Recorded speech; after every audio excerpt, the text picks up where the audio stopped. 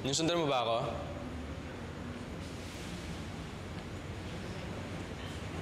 Gusto ko lang naman malaman kung bakit nagbigay ka sa akin ng 100. Anong catch nun? Catch? Kailangan ba may palaging catch, miss?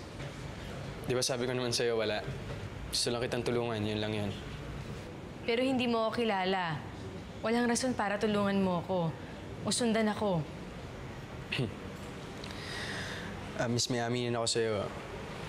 Oo, kanina pa kita sinusundan. Kaya alam ko kung saan ka nagpupunta at nakita ko na nagbebenta ka ng kung ano-ano para lang may pambayad ka ng tuition mo. Eh ano bang concern mo sa mga problema ko? Hindi mo naman ako kilala, hindi ba?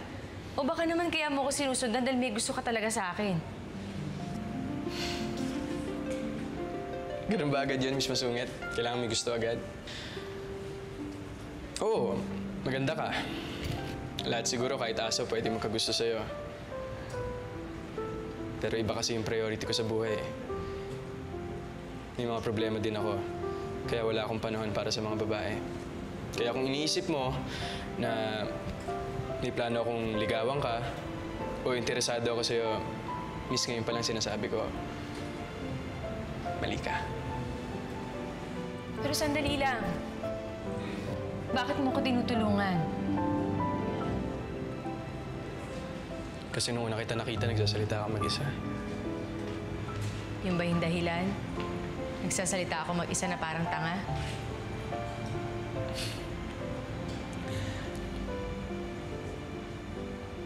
Nung nagsasalita ka kasi mag-isa, alam kong nanay mo yung kinakausap mo. Pares kasi tayo eh.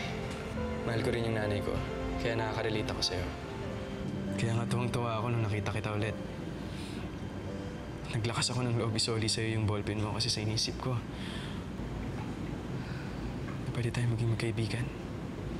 Pero hindi ko alam na masungit ka pala. Masama ang iniisip mo sa mga lalaki nagtatangkang tumulong sa'yo.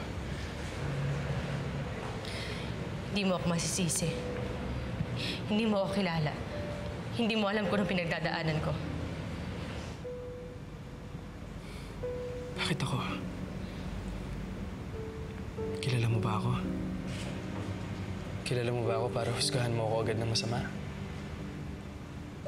Para sabihin ko sa'yo, hindi ako kagaya ng ibang lalaking nananakit ng mga babae. Yan ang iiwan. At ang babaliwala ng sariling anak. Ibahin mo ako. Kaya please, huwag mong masamain o bigyan ng mali siya ang pagtulong ko sa'yo. Dahil minsan may mga tao pa rin matitinong gaya